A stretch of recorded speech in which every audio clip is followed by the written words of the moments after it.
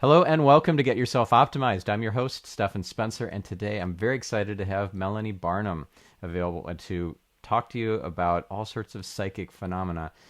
Melanie is a professional psychic medium, an international author, a life coach, and hypnotist practicing for over 20 years. Melanie does private readings, virtual sessions, hosts workshops, and teaches and does mentoring and so much more. Her 8 books include her latest, Intuition at Work. And also, Psychic Symbols Oracle Cards is a really awesome deck that she has. Melanie, it's so great to have you on the show. Thanks so much for having me. I really appreciate it. Well, I'd love to start with your origin story. Have you always had psychic abilities, or is that something that you kind of developed or grew into? How did this all start for you? So essentially, I was always able to read people, and I thought that everybody did that. I didn't think that that was any big deal. I never gave it a second thought. But I was in my dining room, and I was holding my brand new baby, and all of a sudden, it felt like somebody hit me over the head, and I heard the words, "You have to do this work now." And I kind of said, "What?" I was the controller of a company. I was totally, you know, not in that element. I was not about to hang out a shingle that said psychic. So even though I was blown away by what I had heard, I believed it. And I knew that in my heart, I knew that it was true.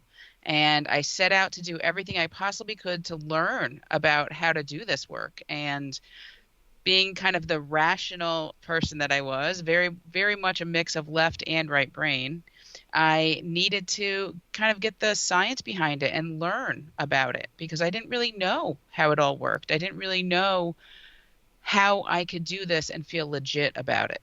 And so I went out and I studied and I worked with famous psychics and famous mediums and therapists, and I worked with people that, were from my hometown. So I kind of ran the gamut and realized that, yeah, this is what I'm supposed to do because it felt very good and very natural, and I was pretty good at it.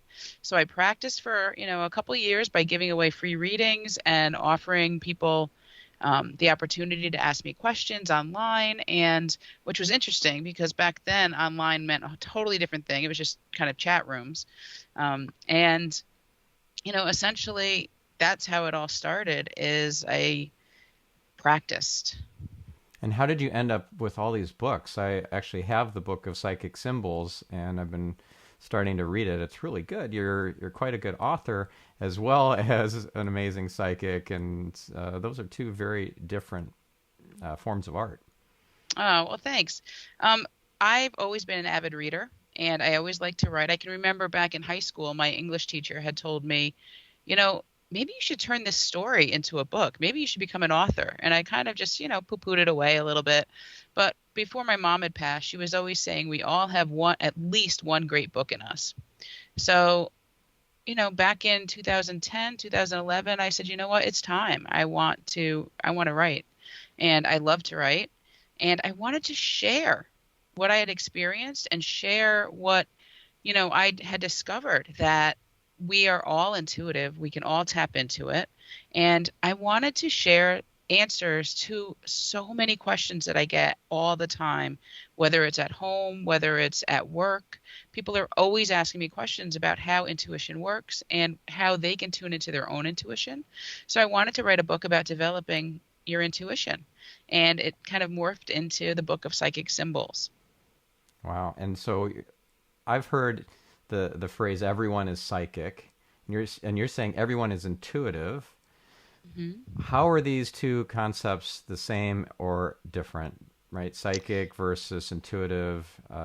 There's probably a lot of confusion out there about that. Right. So, a lot of it is just semantics. It's kind of what you call it. For me, intuition is something that we're all born with. It's part of our natural birthright. It's part of who we are as a human and as an energy. And I think that it gets confused a lot with psychic in that I believe psychics are more pronounced, more practiced, or more naturally developed. Just like you can take a baseball bat in your hand and you could try and hit a ball, doesn't mean that you're going to be a professional baseball player. Anybody can do it. Anybody with hands can do it.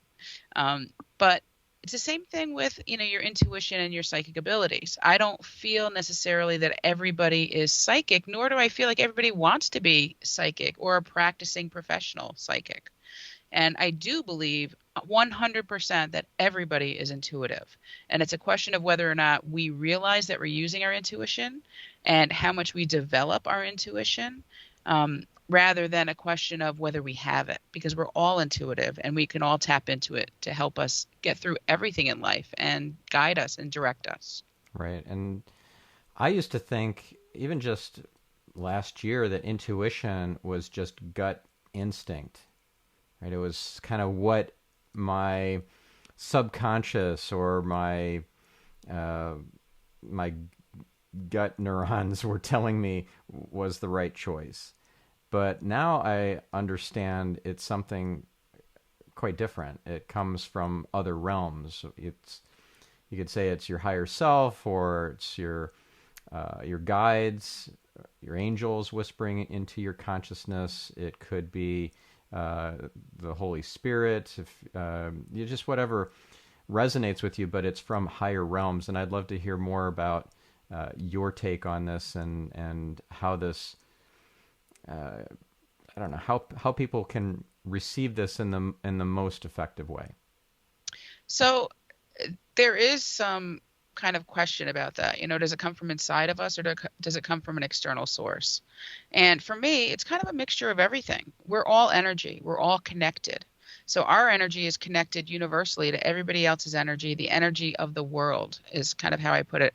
When I do readings, I say, I'm getting this from the universe. I'm getting it from your spirit guides, your deceased loved ones, my guides, my deceased loved ones. And essentially what happens is that they will send us information that we can easily access and easily use based on our own lives. So it does come from within. We do have those gut instincts because we're connected to this energy. So whether or not it is coming from an external source or an internal source isn't as important as recognizing what it is.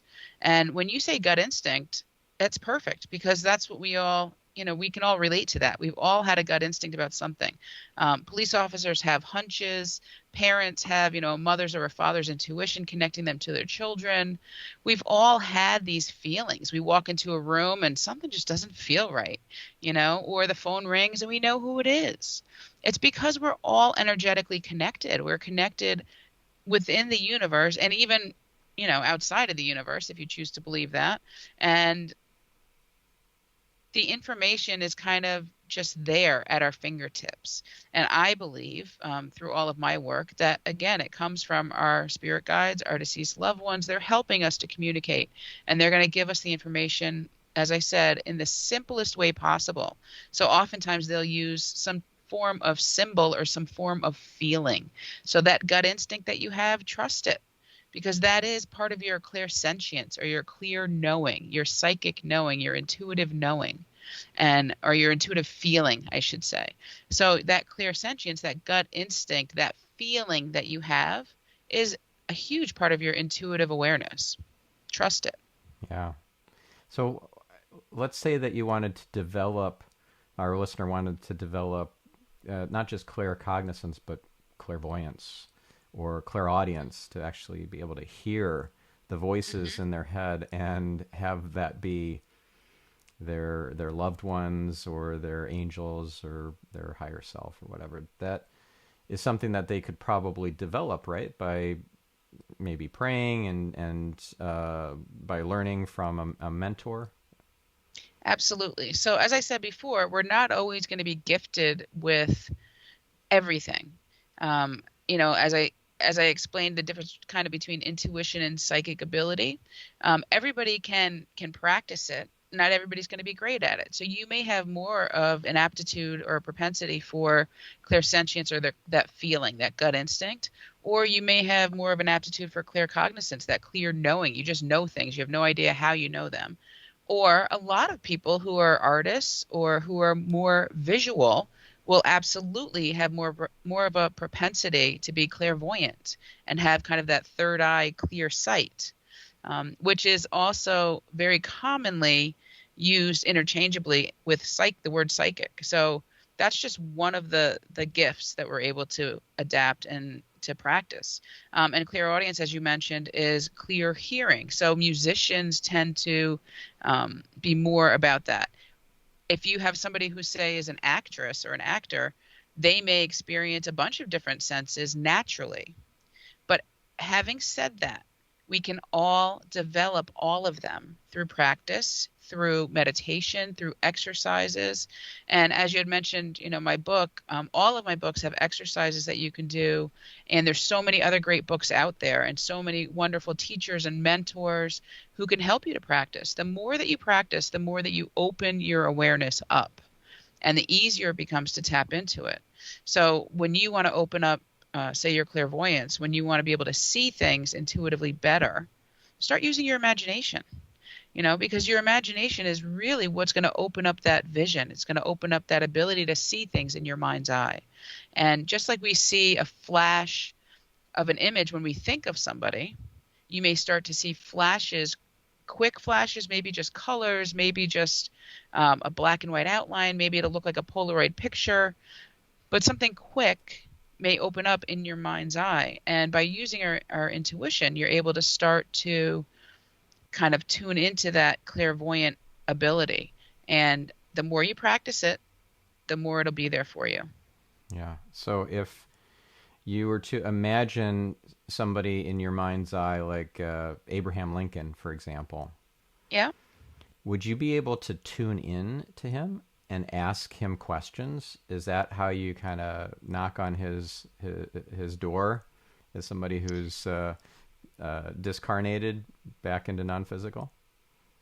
Well, it depends on whether you're asking you as a general thing, like for everybody in the population, or whether you're asking you to a I'm professional asking both. psychic. Both. Okay.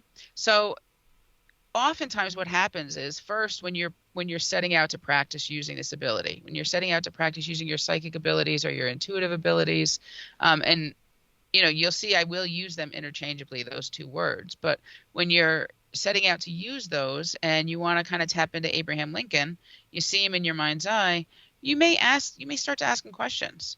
And you'll, in the beginning, usually if you're honest, you'll say, I'm not really getting anything. I'm not really seeing anything, besides the image that you conjured up with your imagination. And I'm not really hearing anything. I'm not really feeling anything. And that's what happens in the beginning. But once you start to develop a little bit further, then you'll be able to start to access more. And one of the ways that I teach people to kind of do that is to write things down. So when you tune in, or when you're trying to tune into somebody, just start writing down any thought, feeling, image, sound that you hear. Don't discount what you're getting, because you never know what's actually going to mean something, what's going to be important. And when you're doing a reading for somebody else, it's the same thing. You never want to discount what you're getting, because it may mean absolutely nothing to you, but it means everything to the other person. Um, when it comes to people that are famous, like Abraham Lincoln, you tend to have a bias already in your mind. So you tend to think that, you're going to know a lot of the answers that you're going to get from them. So until you really kind of practice, the answers that you may get when you do start to get answers from them may just be a little bit convoluted with your own imagination or with your own beliefs. And again, that happens and that's natural. So don't throw it away, don't discount it, but just keep practicing it. Can you ask a confirmation question back? Say, okay, Abe, here's what I heard. Is that correct? You can absolutely do that. But again, you may still have that feeling of, was this real? Was it me just answering it back? What I do say all the time is, if you are trying to do a reading, or if you're trying to get information, ask for confirmation in a different way. So ask for a sign, ask for a symbol to come, ask for something that you can see externally, a synchronistic event, because those things are things that, even though it's still subjective to what you're doing or what you believe, it's more concrete. It's more tangible. It's those tricky intangibles that we have a hard time being able to discern. But the signs, the things that we'll see out of nowhere that seemingly just pop up, those can really help us to understand and believe that what we're doing is real. Can you give us a few examples? So, imagine we're talking about Abe Lincoln, right? Um, and you say, okay, just am I really communicating with Abe Lincoln? Like, is this really him? Is this really the person that I'm talking to? And, you see the image, maybe you see, that terrible night when he was shot and killed. So you're thinking, okay, this was him, but give me a sign because I really need like validation. And he's telling you, oh, the opera was great, or the show was amazing, but you're thinking, okay, this is just my imagination. Was I really connecting to him? And I'm just giving you obviously very simple things. Hmm. And you say, I need a sign. So give me a sign over the next day that I was really communicating with him. And then all of a sudden you're driving down the road and somebody has a bumper sticker that says, honesty is the best policy. Just ask Abe or something simple like that. And you say, oh my gosh, like that was a sign. And then you say, wait a minute, I need something more. I need something more. So you come home and you turn on the TV, and all of a sudden there's a documentary. Right as soon as you turn on the TV, there's an advertisement for a documentary for Abraham Lincoln. And you say, okay, this is what I needed. Like this really was valid. I really was connecting to either him or the energy that surrounds him and that had a lot to do with him. And those are ways that, you can externally gather proof or evidence for yourself. May not work for everybody else, but proof or evidence for yourself that you really were connecting. You really were tuning into that energy. Right. And if you ask for a symbol to flash in your kind of internal mind's eye visor, being able to decrypt that or kind of figure out what the meaning is of that, that's where your book comes in, one of your books. Mm-hmm. Could you give us a few examples of symbols and how their meaning could be something other than what you might guess as a newbie? Sure. So I'll give you one that I explain to people all the time because it sounds a little strange to most people.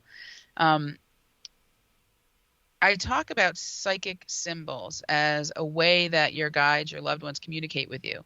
Because as I said before, they're trying the best way possible and the easiest way to communicate with you in a way that you'll understand.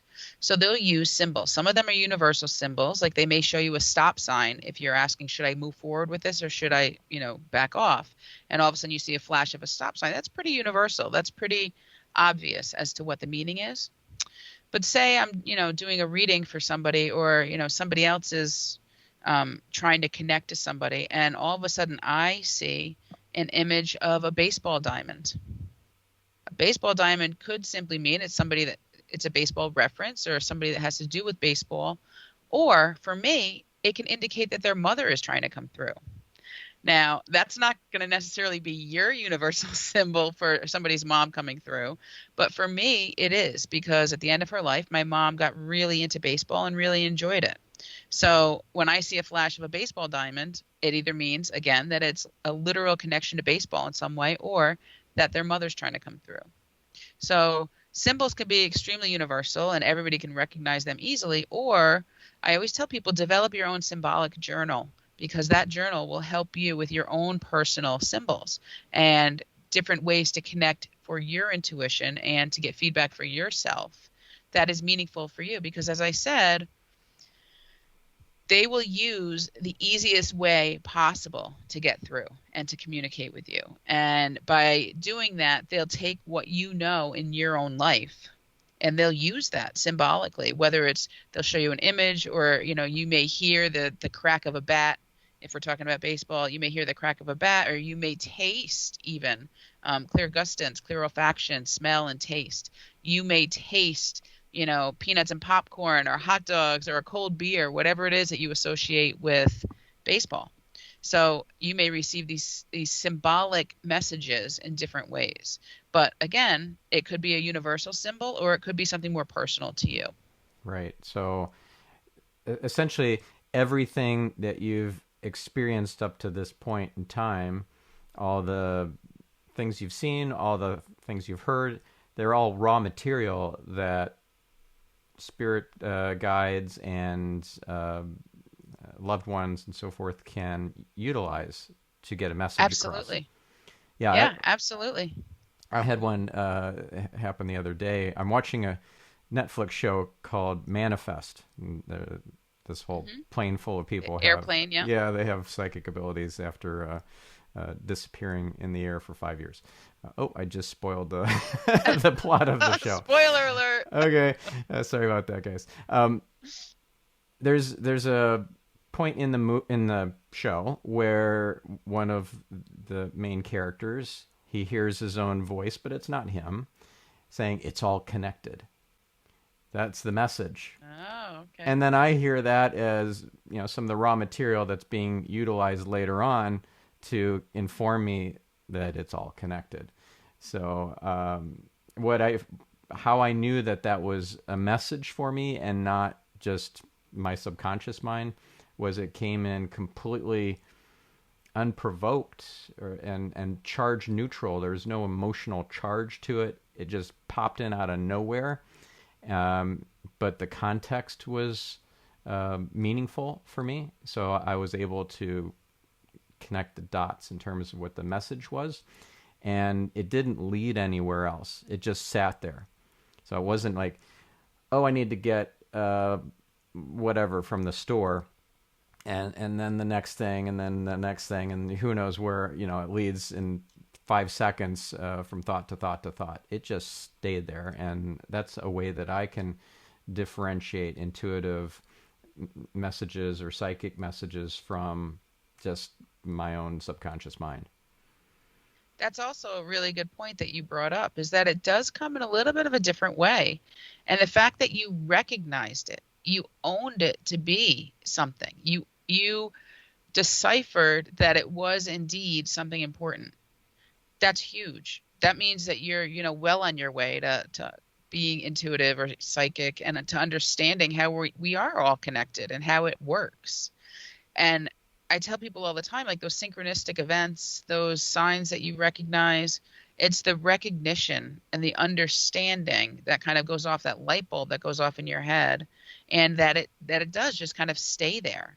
And it's that acknowledgement that this is happening that really helps to move along your intuitive abilities and your intuitive development. Yeah. For me, I noticed that things just pop. A certain Hmm. road sign.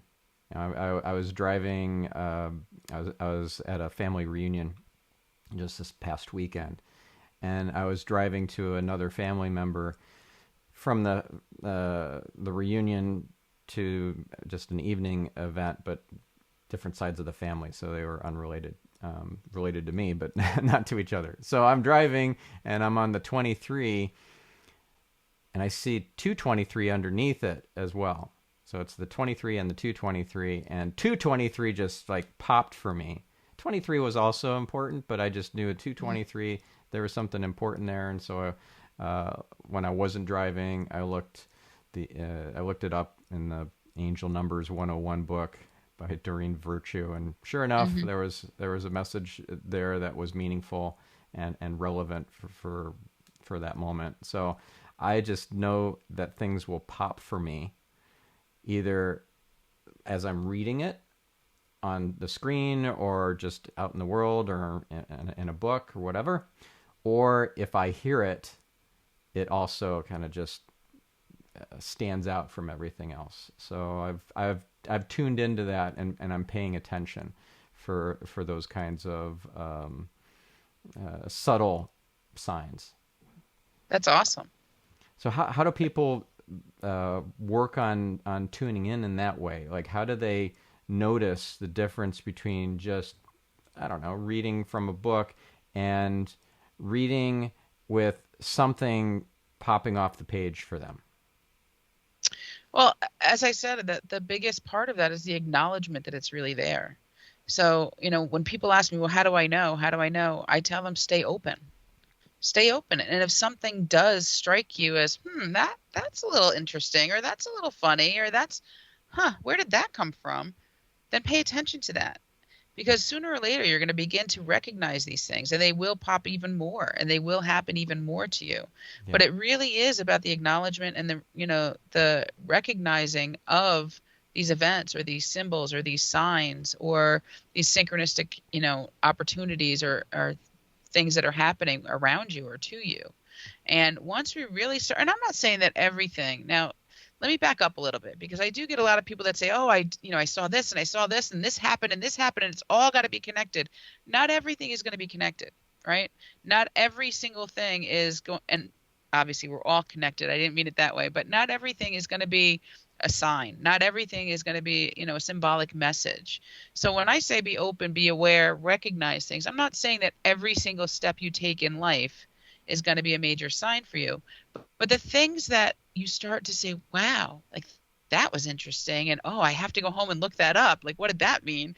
Those are the things that once you start recognizing them and acknowledging them, it's going to happen even more. And so just be open to that possibility, be open to it, and especially start using it. You can decide to use that ability. You can decide to use those signs, those symbols, by asking a question and then expecting an answer. So expecting a symbol to flash in your mind, expecting a song to answer it for you, expecting to see something externally, a tangible thing that you can kind of put your hand on, expecting synchronistic events to occur in order to answer your questions or in order to guide you in a certain direction. Start to use it with intention and expect that you're gonna have those awakening moments, those opportunities to use your intuition in that way. Yeah. And in the early days, as you said, you can get confirmation by asking for a completely different format to come through to you, or a synchronistic event or whatever that confirms that I'm not imagining things. I'm not just making logical leaps. This is actually a message for me. I had that happen, I don't know, maybe 4 or 5 months ago. There was a message for me. It was on my little son's T-shirt. It said "Never give up," and we had that shirt for several months prior to that. But there was this particular moment where it just popped for me, and I needed that reassurance and that message at that time. And then I think it was a psychic reading. Yeah, I'm sure it was. It was a psychic reading that I had, and I asked, was this a sign? Was this my angels giving me a message? And the answer was yes. And I already knew the answer, Of but it course was you did. great hearing the confirmation of that, because I was still very early on and not sure the difference between something that I could just imagine or something that was coming to me. Hmm. Yeah. Yeah, and that's also what I'm talking about when I say not everything is a sign. Like, ask for validation. Yeah. If you think that it's a possibility that something was a sign, or that you just had a synchronistic event, again, ask for validation. Like you were saying before with the Abe Lincoln thing, you can ask for confirmation, ask for validation. So, hey, universe, show me another sign, give me something more to let me know that, yeah, I'm right, that this was a sign for me, this was something that was important for me to pay attention to. Yeah. Now, when a professional psychic imagines or kind of draws the picture, the visual of Abe Lincoln in their mind's eye, do they then make an instant connection with that No, person? Okay. no, no. And most psychics or mediums will how do I say this in a good way? Most professional psychic or mediums will tell you that they're not always connecting. They kind of turn it off, because we can't walk through life just connecting to everybody else's dead people or everybody else's guides. We would never, I've got too much going on in my own life to constantly be doing that. So if it was in a certain situation or a certain setting that, I said, okay, I want to try and connect to Abe Lincoln, that's different than just kind of getting that imagery and saying, oh, I'm instantly connected, because we would be doing that constantly. So, anybody that's kind of ethical in what they're doing is going to tell you that it doesn't happen instantly. But we may get information about, if we're intentionally trying to connect to them, we may get information about them right away. We may get flashes of information, flashes of messages or information, but it doesn't necessarily mean that we're connected to them specifically. It could just be that we're connecting to the energy around them, and so that we're getting information from that. Right. And in fact, there are situations where people see ghosts at a quote unquote haunted area, and it's just the psychic imprint of a traumatic event that happened, and it just keeps replaying. And the souls have moved on to bigger and better things, but it's like a movie reel that keeps playing over and over again. That's my understanding. And it's interesting you bring that up because it made me think of something that happened with me a long, long time ago. And I believe it's in my first book, the book that you're reading, the book of psychic symbols. I think it's one of the stories in there. I use stories to kind of share or to get a point across as to what I'm trying to talk about or what I'm trying to teach in the book, and exercises, of course, to practice those things. And one of the stories that I had in there was from a long, long time ago when I was first starting out, and I was again going out to, learn everything I could. And I was in this kind of psychic circle and I was practicing. And somebody said something about their home that they had just bought. And all of a sudden I had an image, like a woman that kind of reminded me of Phyllis Diller with like the crazy, white blonde hair sticking out straight from her head. And I saw her like in this nightgown, and I saw her running up and down this hallway with this beautiful kind of elaborate woodwork that had like light sconces up and down the hallway. And I kept seeing her kind of crazily just like running up and down and touching the sconces, and they would turn on and off. And she would just be laughing hysterically. I couldn't stop laughing when I saw this image, and I was like, what is going on here? What is this? And it just kept happening. She was running back and forth, turning on and off the light sconces. And the person in this group said, oh my God, like that's what I was going to ask about. Like, do we have electrical issues in our house? Because we just bought this house and the light sconces in the front hallway where there is elaborate woodwork keep going on and off. And I said, no. It has nothing to do with that. It's this woman that's kind of replaying this event where she kind of went crazy and she was just running up and down the hallway, and it just kept happening in a loop for them. And so they were going a little nuts trying to figure it out. And once we were able to determine that that's what it was, that it was this loop, we were able to do some clearing work, and they were able to have the lights stay on when they wanted them on and turn off when they wanted them off. And she was able to, they were able to kind of let that energy go, so it didn't have to keep repeating in their home over and over and over again. Yeah. But also, you can get electrical issues showing up where it is a sign. It's a message. They're like, hey, you need to pay attention to this, or hey, I'm here. That can be Right. a different sort of situation that happens seemingly more randomly, not just on a repeated loop, right? Yeah, and this was every night it would happen at, like, I don't remember what time it was, but like every night it just kept happening at the same time. But absolutely, electrical issues can definitely be a sign that somebody's around or somebody's trying to tell you something, for sure. Yeah. What would be an example of that happening in your life? Electrical issues? Yeah. So, Um, like for example, for me, we're in an Airbnb right now for several months while we look for a house, and the lights flicker in this room, but not all the time. It's just tends to be in the evenings and when things have kind of settled down and I'm trying to be more meditative and think about bigger picture things. It's not a malevolent entity or a mischievous entity. It's actually just confirmation, like, hey, you're on the right track. And because I got confirmation of that. But yeah, I'm curious if you've got any recent examples in your life. well, I'm going to say something back to what you were just talking about that room, because one of the things that was happening, unbeknownst to our viewers right now, but one of the things that was happening when we were trying to connect is that you kept crackling in my ears, no matter whether I tried to, use the connection on my phone or my computer. It didn't matter. You just kept crackling, and I finally knew something was going on in your house, and there's somebody around you. And then when I kept saying, nope, I can't hear you at all, I finally said, leave them alone for right now because we need to do this set, we need to do this video. And all of a sudden it was fine, and it's been fine ever since.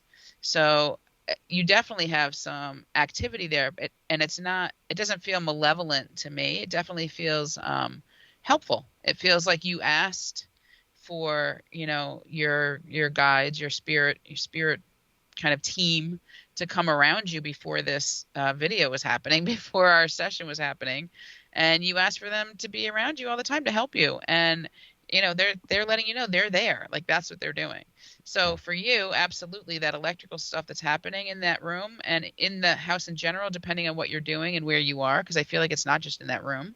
Mm. There's definitely a connection there for you. There's also, for me personally, I can ask questions, or I can ask for guidance, and the lights may dim a little bit, or the air conditioning unit, I can hear it kind of slow down for a second, and then it revs back up, and then I'll get my answer. So that does happen often. And, we joke around all the time in the house, like, because my whole family pretty much is very intuitive. My daughter sees people. It just kind of, both of my daughters, I should say, it just kind of happens in our house. So, it's kind of a joke now. If the lights, flash on and off for no reason, everybody says, "Oh, who was that? Like, who was here?" And so, again, it's not always a sign. It's not always something happening just because something, electrical happened. But a lot of times when you start recognizing it, you know in your heart what it is. You know that it's there. Yeah. Yeah. And oftentimes we don't see the bigger picture, at least not at first. And so there might be a connection in some way, like from a past life, and we're needing to resolve it, Hmm. but we don't see it because we don't remember that past life and the issue that's the unresolved thing. And then if we tune in to the guidance, then we can get directed in that and into handling that one area. Well, I'm also a past life regression facilitator. So, trained in past life regression hypnosis. And I feel like it kind of all goes hand in hand with all the spiritual stuff that I do. Yeah. Um, so absolutely, your past lives play a big part in this lifetime, and learning to understand that and to kind of deal with what you're pulling through to this lifetime can really help you in a major way to what's going on, and to help you move forward, even leave behind things that you no longer need to carry, leave behind anxiety or stress, etc., and be able to move forward. Yeah. I'm actually reading the book Many Lives, Many Masters. It's a great book. Yeah. Great book. Yeah. And no coincidences. I'm having my first past life regression session in a couple hours. Oh, awesome. And she's been Awesome. trained by Brian, the author of Yeah. Many Lives, Many Masters. So I'm excited for that, Awesome. but I'm a little nervous. I don't want to drum up all this gunk from horrible, traumatic past life scenes and have that stick with me. What's the higher purpose of doing past life regression? Is it to just know that, oh, I've been here before, sort of thing, or is it to clear things that are spilling over into this lifetime? I kind of know the answer already, but I want to hear your take on it. Well, like you said, you kind of know the answer, and I just touched on it a little bit. It's pretty much whatever you want it to be, obviously. Like, we can all connect to our past lives. One of the things that I find most important, and I did study with Brian Weiss as well. Um, that's not who I got certified through. So anyway, long story. But one of the best things about past life regression is that if you believe and you're open to the possibilities that you've led other lifetimes, or that you've lived other lifetimes, and you've led, different lives in other lifetimes, then it makes total sense to know that you've brought things into this lifetime. And we're all here each lifetime to kind of learn and to be able to evolve and to change. And so when we bring things over, it's because we haven't learned them from our previous lives. We haven't learned those lessons, or we haven't learned how to deal with things, or we haven't learned how to let things go or move forward. So when we bring things over, it really is another opportunity for us to learn and to understand how we can move forward, or how we can kind of experience this lifetime in a different way by letting things go or by clearing our own energy of that past life. So for sure, learning about your past lives can help you understand why maybe you have, certain feelings or you feel a certain way about things in this lifetime. A lot of people bring forward things that are so simple. Like I was always afraid of heights. And, I could do roller coasters because as long as I was moving, I was fine. But if I was standing still, like on a Ferris wheel, I would go up in a Ferris wheel and the weirdest thing would happen to me. I would want to jump when the Ferris wheel stopped at the top. I literally would want to jump off the Ferris wheel. And I know that makes absolutely no sense, but that's what I would want to do. And it's because heights terrified me and I just had to be done with it. And I realized, through a couple different past life regressions that, you know, I had some crazy stuff that happened. So, not that I was a famous person, which a lot of people can tend to, have that feeling that they were Cleopatra or King Henry, or, most people may have a connection to that time frame or that area, and that's why they believe they're famous people. Most people will not be Cleopatra or King Henry or, Yeah, only one of whatever us that could, is. right? Yeah, exactly. But you have, that connection to that area or again that time frame. But I did have a bunch of stuff, a bunch of different past lives that I was able to connect with, where I was, thrown off a cliff or things like that. And it was because of the work that I did. And I've always had this feeling of, that the height, the wanting to just jump off and end it because I couldn't deal with the being that high up and knowing what was coming. And I realized after doing my past lives that that's exactly what it was. It was literally because I had been thrown off the cliff before. And that's scary when you bring that forward into this lifetime. And that's a simple thing, the whole afraid of heights thing. A lot of people have that, but it's scary to not understand where it's coming from. So when you do the past life regression and you realize what has happened before, you can understand or start to understand why you're having issues in this lifetime or what the issues are in this lifetime that you can clear up. Yeah. So, did you have a particular end to a lifetime that was so traumatic that you had to kind of work through it several lifetimes into that future? Um, so I'll use that one as an example. I remember the details that I remember about this particular lifetime were that I was bound. I was wrapped almost mummy like. I was wrapped in like this kind of white muslin cloth. And I never even checked this out to see whether this was a thing. Like I've never researched it at all. I just know what I saw in my past life vision. Um, but I was bound kind of head to toe in like this white muslin kind of cloth, like this almost like a burlappy cloth, I guess. And I remember looking around, before they covered my eyes, and I could see kind of off in the distance, like there were these huts that were where everybody lived. And I saw my current husband building a hut, just totally ignoring what was happening to me in this lifetime or in that lifetime, just totally ignoring me, not having a, that kind of a connection to me, not really caring that I was about to be thrown over a cliff. And I remember kind of, after this and yelling at him, like, in this lifetime saying, hey, why didn't you help me back then? And he was like, oh, I'm so sorry.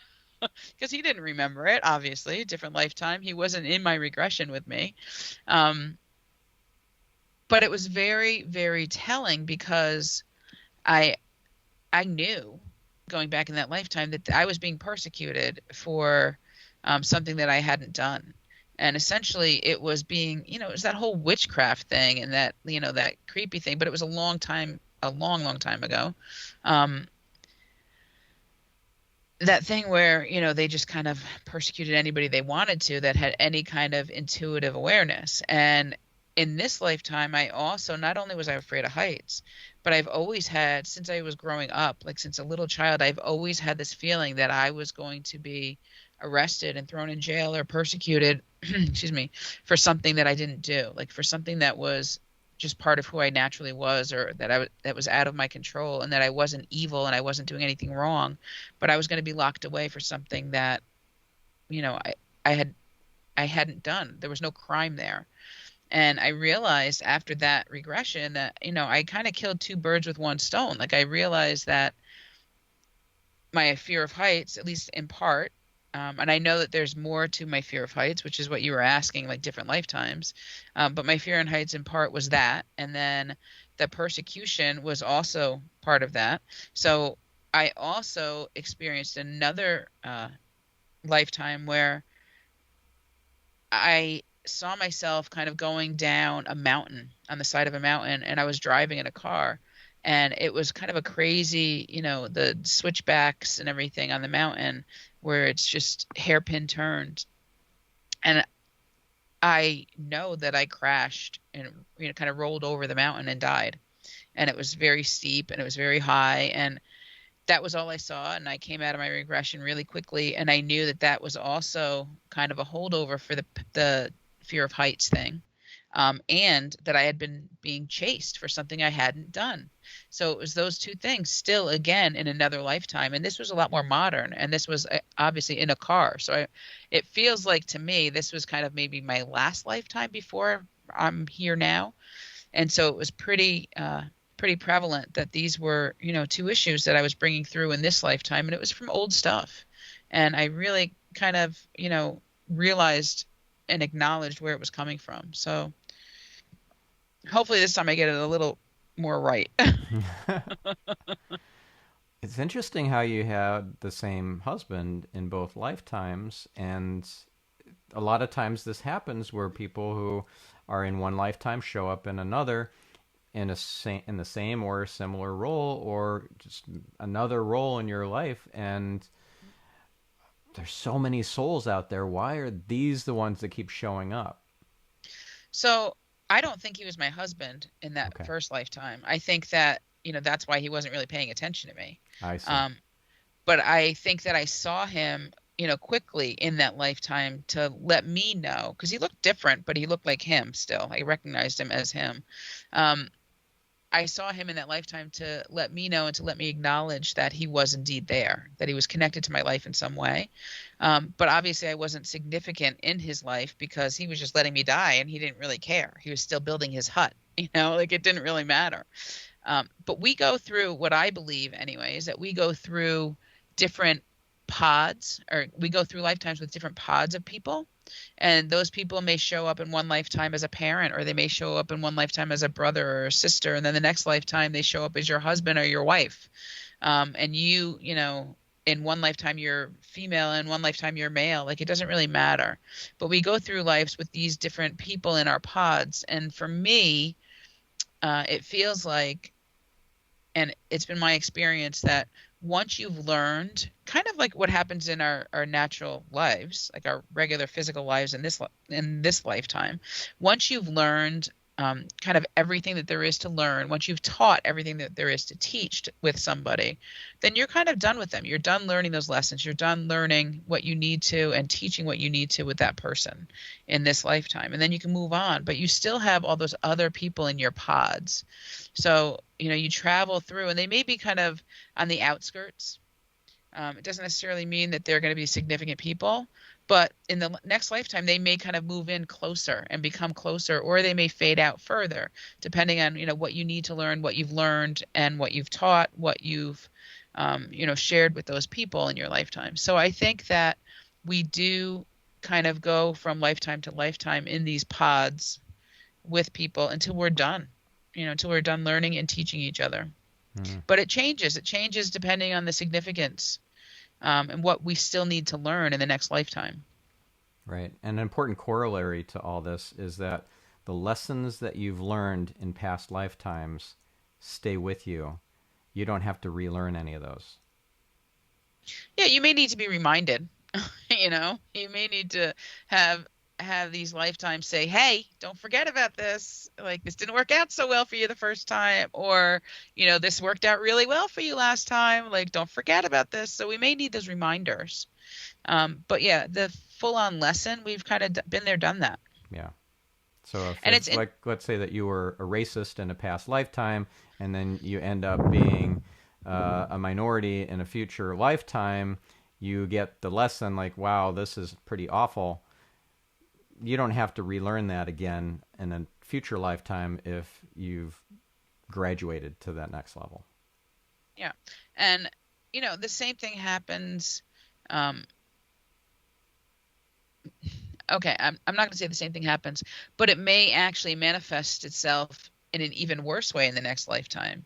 And because you're still needing to learn the lesson that it's not okay to be racist. It's not okay to, to have that kind of bias for absolutely no reason other than skin color or, location of birth. So you may end up, in the beginning being a bit of a racist because that's how your family was, or, that's what you needed to survive, say. Um, you know, and I'm totally making this up. This is not a reality, or I mean, it could be a reality, but I'm not taking this from any person's particular experience that I know. Totally making this up. Say you're a Native American Indian and, you see white people come and, kill everybody you love. There's a reason for that. There's a reason that you feel a way against the white person. But then the next lifetime, you may come in and still be an Indian, but be able to be in a different space and realize that it's not just because they were white, it's because of what they were ordered to do. And you can begin to kind of see that side of it instead. So you don't necessarily need to be on the other end of it. And then the next lifetime, you could end up being like a white supremacist. And, you still haven't learned the total lesson as to why this is so bad, like why you're not supposed to be this way, why, you're supposed to recognize that we're all just people and we're all energy, we're all connected. So Yeah, and we're all equal. Exactly, 100%. So, circumstances may have changed throughout your lifetimes, but you're still there trying to learn that lesson. And so it's not necessarily that you always get displaced or that you always end up experiencing the flip side. There could be many different sides. There could be many different ways that you're coming back. Gotcha. And it's just about learning that lesson from different perspectives. Yep. Yeah, that makes sense. That makes sense. Mm-hmm. Now, something that you said a little bit ago, having that intuition or that knowing of what's coming can scare people. You might get thrown off a cliff. It can also be very advantageous. You could pick the winner of the Kentucky Derby and bet a lot of money and win a lot of money. So how do you utilize your gift to, I don't know, help your family prosper financially, for example? So everybody always says, well, if you're so psychic, why can't you win the lotto? And I've never been able to win the lotto. And I don't know why. Maybe it's not for my greater good, although I think it is. I would love to win the lotto.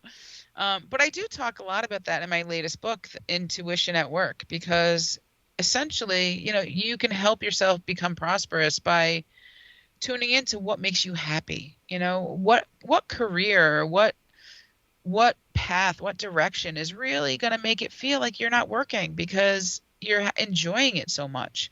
And, we all have different levels of success. And we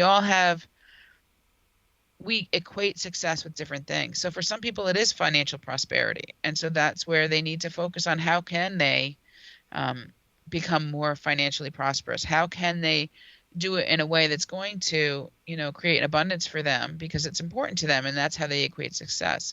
For other people, it's not about finances. It's about having a, loving family that is nurturing and, you all love each other and you all care about each other. So for some people, that's success. For some people, it's a mixture of many things. Money, financials are very important.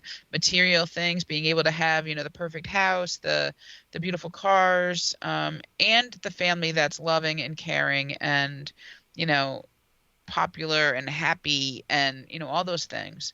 So it really depends on what you equate success with. But again, in my newest book, I give kind of examples and exercises on how to essentially, like how can you tune into the lottery numbers? How can you create the life that you will love? How can you, pull out your greatest lifetime. And there's a lot of different ways, but some people will tell you that they just know numbers, and that's how maybe they won like the whatever it's called, the pick three or pick five or whatever it is. And some people will tell you that they, tuned in and picked the right scratch off ticket to win money. And my daughter, by the way, tends to do that. I can't do that, but I'll go out and I'll buy like five scratch offs just for fun, like dollar scratch offs, and I'll hold them out, kind of like this and say, pick, and she'll close her eyes and she'll go like this back and forth on the lottery tickets, and then she'll grab the only one that won like $10. Not a ton of money, not a ton of money, but she gets the winners. And some people are able to do that just by using the energy of the ticket, and some people can visualize the winning numbers. The only time I was ever able to do that specifically was when a friend of or a sister's my friend's sister, okay, has always said she's going to win the lotto. Like, that's it. And she asked through my friend, she said, ask Melanie what my numbers should be. And so I didn't, for some reason, I wasn't thinking that it was going to be the lotto, like the 6 or 5 number lotto thing, but I was getting the play 4 numbers. And so I said, I'm getting these 3 numbers. And I told her, I said, but you have to pick the 4th number. And, it was 0 through 9. So it wasn't like it was a huge thing. So I said, buy one of each ticket. Like, just pick the 4th number, because I'm not sure what the 4th number is. But it's the play 4. And so they said, all right. And they went back. And sure enough, she went out and she bought tickets. But she bought play 3 tickets and used the 3 numbers that I had said. And that night, the play 4 came out with those 3 numbers. Plus, I don't even remember what the 4th number was. And I said, why didn't you listen to me? Oh my I goodness. said to do the 4. So I've never been able to do it for myself, but that would have been for her, and she would have won had she had listened to what I had said.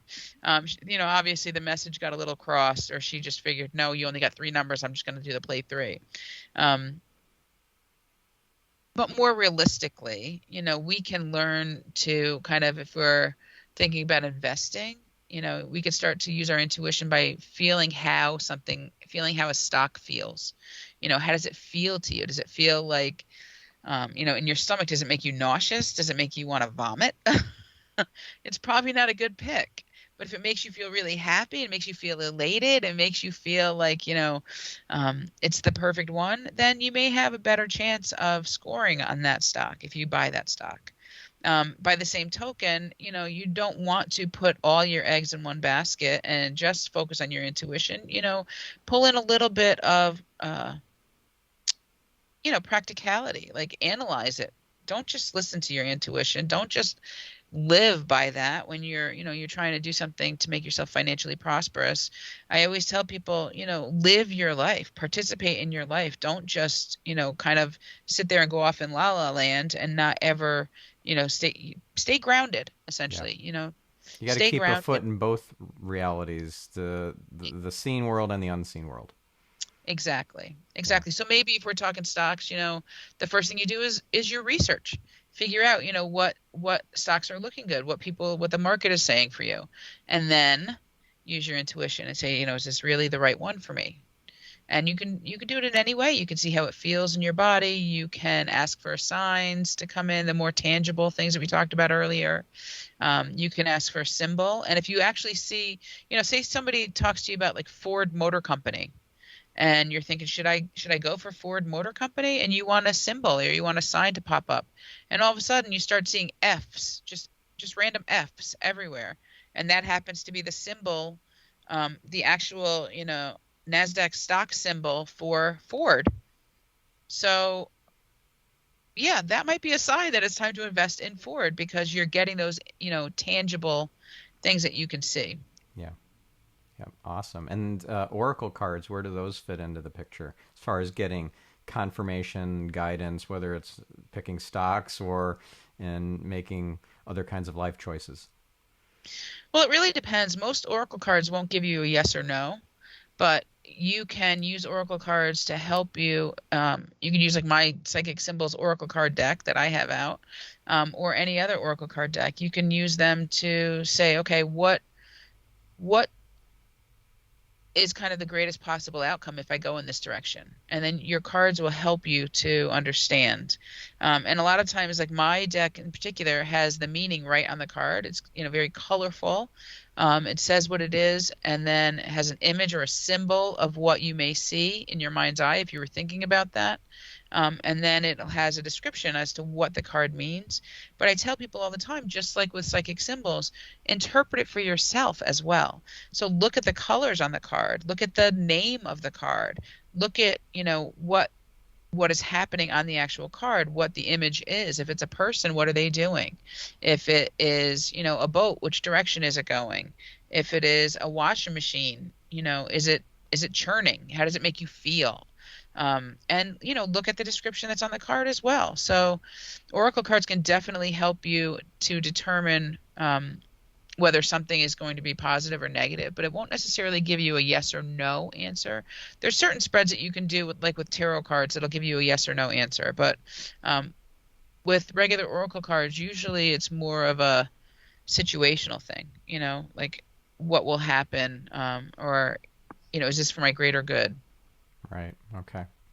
And I imagine just going through those psychic symbols, cards, that then becomes raw material that your spiritual cheerleaders can then use to get messages to you. Until you've taken that input in, those symbols may not mean anything for you personally, and then they won't use them. Absolutely. And it's interesting that you say that because, well, because one of my cards actually is a cheerleader. But you can use, and it's for that reason. You have somebody in your corner, there's somebody trying to help you, you have hope, you have people that are rooting for you to succeed, kind of thing. But psychic symbols, oracle cards, or any oracle cards, as well as pendulums or any other psychic tool, and I consider like the book of psychic symbols with the over 500 words in the back of symbolic words that you can look up as like a dictionary, and you can keep it by your bed for dreams and stuff. These are all tools that you can use, and using tools does not invalidate that you're using your intuition. Using tools just helps give you validation that it is your intuition and that you are kind of discerning the correct messages, or the messages correctly, I should say. So you're interpreting these messages that you're receiving or that you're feeling in the correct way, because now you're getting validation, you're getting confirmation by Right. using these tools. Yeah, so you're not using them as a crutch, you're using them for validation. And also, I'm just thinking like somebody who wants to get answers through something like a Ouija board, I'd stay personally clear away from that. But what would you tell somebody who's ever considered using a Ouija board?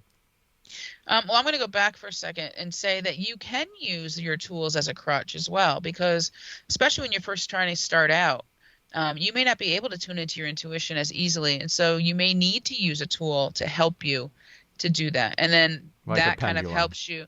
Exactly, a pendulum or the oracle cards. And that does help you to kind of access your intuition a little bit easier. So it can be a crutch, but it's really, I like to call it a tool, because it really does help us. Just like we use a computer to write, that's our tool. We could write, longhand, and we can, write in script on a piece of paper with a pen, but it's much easier to write on a computer. So it's our tool. It doesn't mean that it's negating our intuitive awareness. So moving on, what you're doing when you're using these tools is you're asking for, positive energy to come through. When you use something like a Ouija board, essentially you're opening up to any energy that's out there. And that's why people always say that Ouija boards are so scary or so bad. And it's because you're literally just kind of putting out that invitation for any energy to come through, for anything positive or negative to come through. So if you use a Ouija board as a tool and you use it in the right way, and you set it up beforehand that you're not going to allow anything negative to come through, only messages that are for our greater good, that are in a positive, or from a positive stream, are allowed to come through. Only messages from our own spirit guides, or or our deceased loved ones are allowed to come through, then it's a little bit different. But if you just sit down with a group of friends and you all put your hand on that planchette and you say, okay, whatever's going to come through, Yeah. just let it come on through. That's kind of when you're opening up to anything that's out there, and you can be asking for some trouble. Yeah, you could end up in a really bad neighborhood. Yeah, exactly. Exactly. Yeah. Okay. Well, this has been fabulous. And if our listener wants to work with you, learn from you, maybe get training from you, how do they do that? Where should we send them to? So the easiest way to contact me is just go to my website, melaniebarnum.com. And there's different options. You can see what I offer, and you can email me through there, melanie@melaniebarnum.com. It's pretty easy.